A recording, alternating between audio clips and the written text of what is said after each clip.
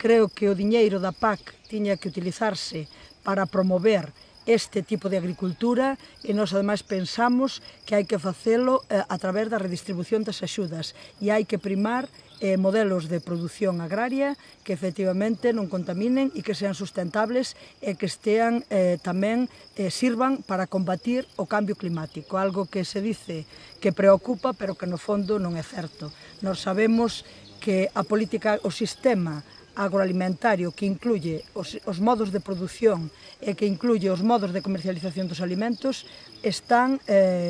contribuindo dunha maneira moi importante, estímase que nun 50% a emisión de gases de efecto invernadoiro. Nós non entendemos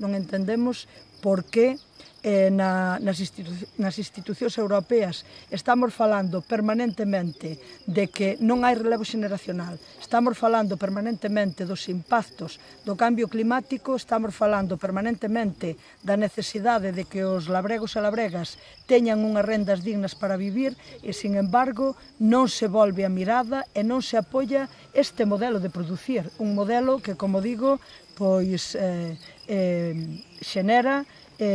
unha alimentación de calidade e que ademais permite producir en total armonía coa conservación do medio e fai que, como nos decían aquí, que os produtores e produtoras sexan totalmente independentes das multinacionais.